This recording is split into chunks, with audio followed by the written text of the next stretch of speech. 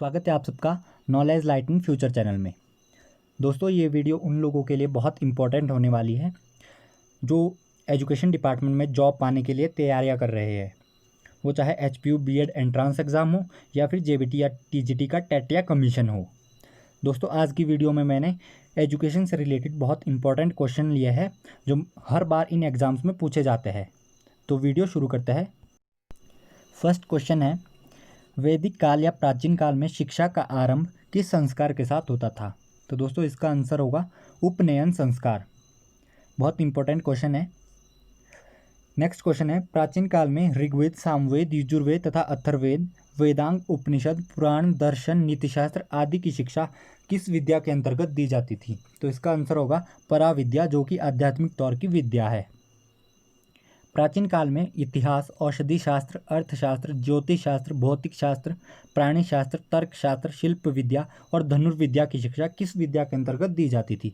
तो इसका आंसर होगा अपरा, जो कि लौकिक विद्या है।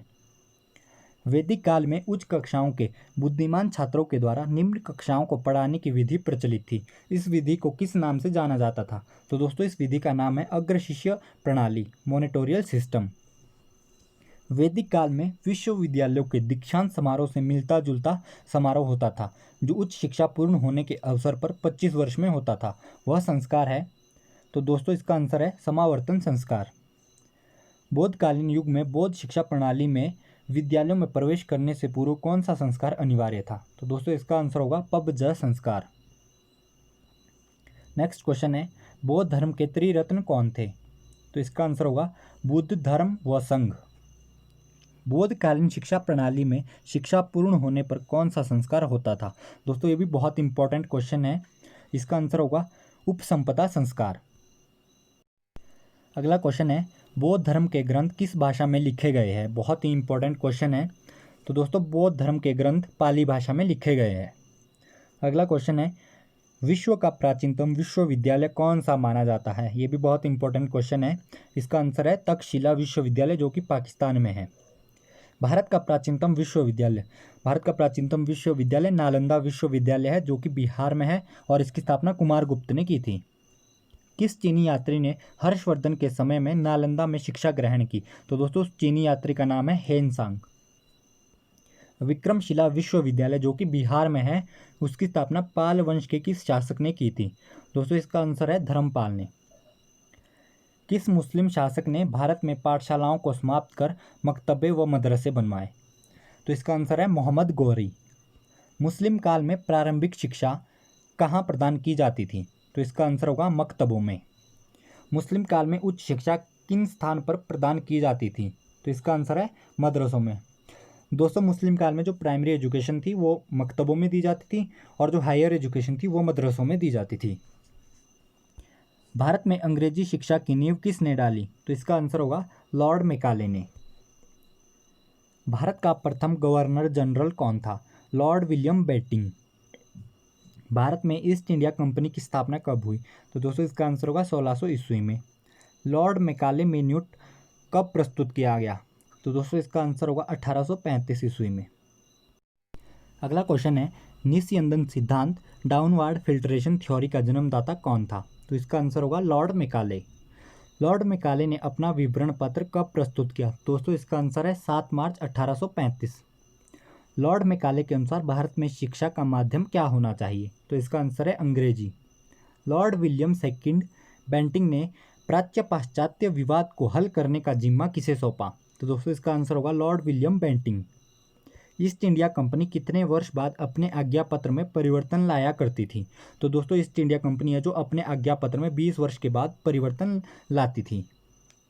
भारतीय शिक्षा का मैग्ना कार्ट या भारतीय शिक्षा का मूलधार किसे कहा जाता है?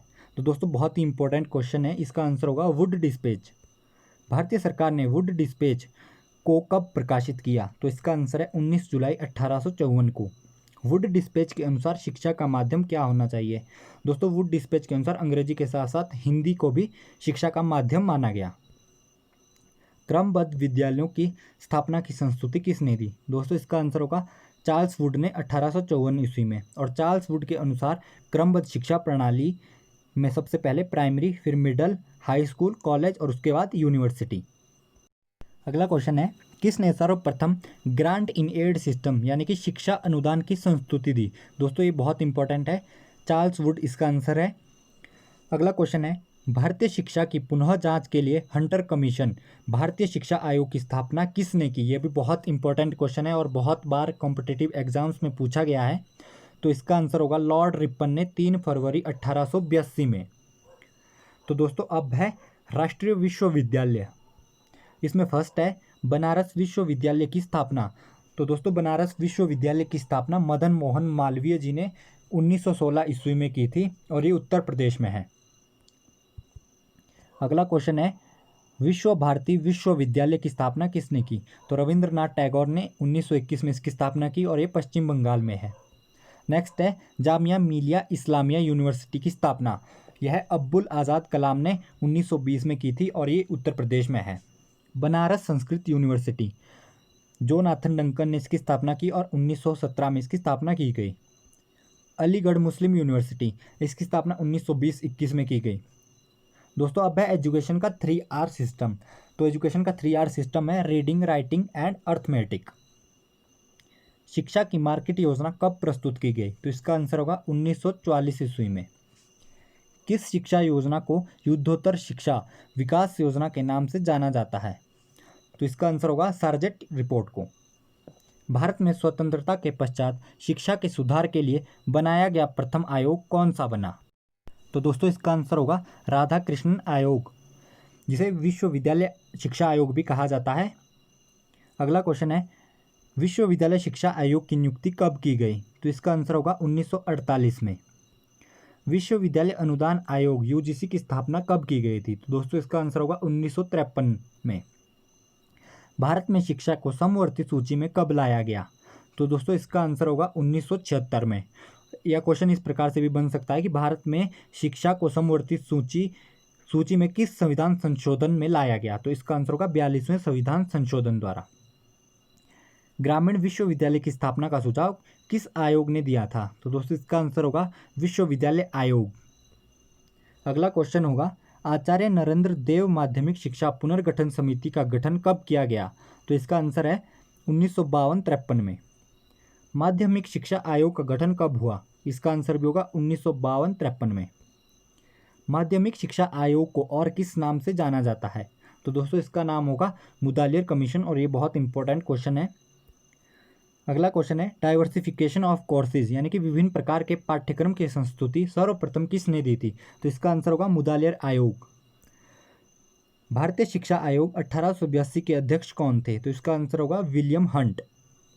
अगला क्वेश्चन है, लॉर्ड कर्जन ने किस वर्ष भारतीय विश्वविद्यालय आयोग की स्थापना की? तो दोस्तों इसका आंसर है 27 जनवरी 1902। दोस्तों अगला क्वेश्चन है, भारतीय विश्वविद्यालय अधिनियम कब लागू हुआ? तो इसका आंसर होगा 21 मार्च 1904। अगला क्वेश्चन है, गोखले बिल का संबंध किससे था? तो दोस्तों इसका आंसर होगा प्राथमिक शिक्षा को अनिवार्य बनाने से। गोखले वर्ष को किस वर्ष प्रस्तुत किया गया? तो इसका आंसर है 19 मार्च 1910 में।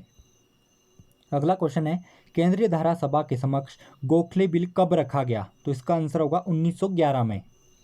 गोखले ने प्राथमिक शिक्षा में गोखले बिल में किस आयु वर्ग के बच्चों के लिए मुफ्त एवं अनिवार्य शिक्षा की वकालत की थी? तो दोस्तों इसका आंसर होगा 6 से 10 वर्ष के बच्चों की।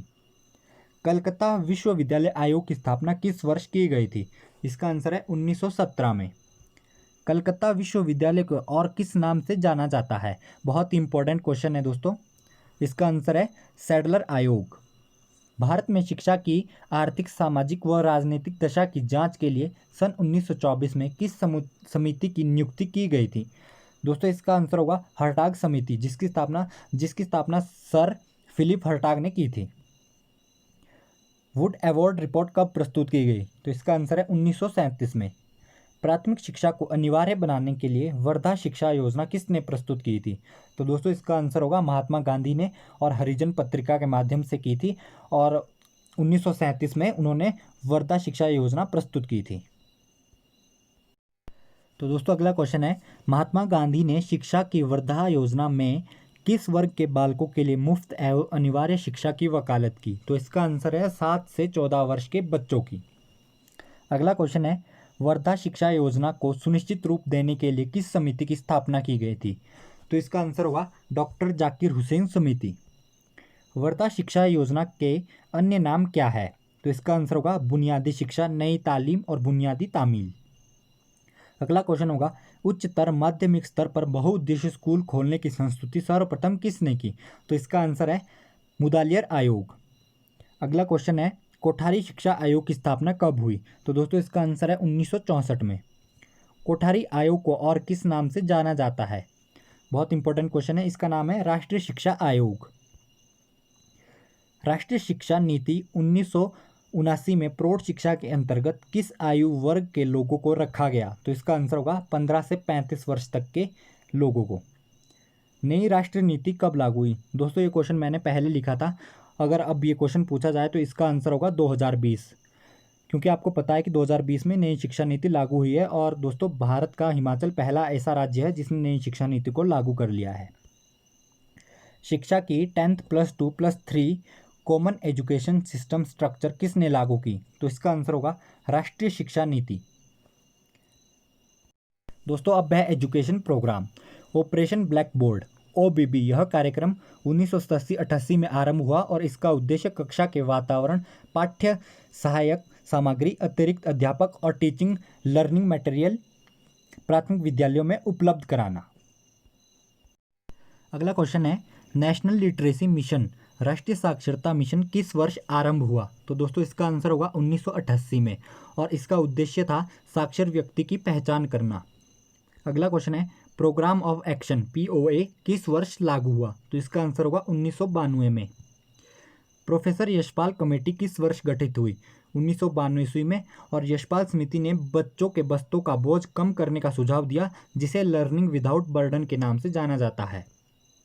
अगला क्वेश्चन है district primary education programme DPEP इस कार्यक्रम का आरंभ विश्व बैंक की सहायता से हुआ और सन 1994 में इसका आरंभ हुआ। दोस्तों ये भी बहुत इंपॉर्टेंट है, कई बार पूछा जाता है DPEP का आरंभ कब हुआ। मिड डे मील स्कीम का आरंभ कब हुआ? 1995 ईस्वी में, 15 अगस्त 1995 में। और इसका उद्देश्य है nutrition support to children at primary stage to increasing enrolment, retention and attendance and nutrition status. Last question है नॉन फॉर्मल एजुकेशन किस वर्ष आरंभ हुआ? तो दोस्तों इसका आंसर होगा 1977-78 में। तो दोस्तों ये थे एजुकेशन से रिलेटेड बहुत इंपॉर्टेंट क्वेश्चन जो मैक्सिमम टाइम कॉम्पिटिटिव एग्जाम्स में पूछे जाते हैं। तो दोस्तों आज के लिए इतना ही, अब मुलाकात होगी अगली वीडियो में। वीडियो को पूरा देखने के लिए बहुत बहुत धन्यवाद।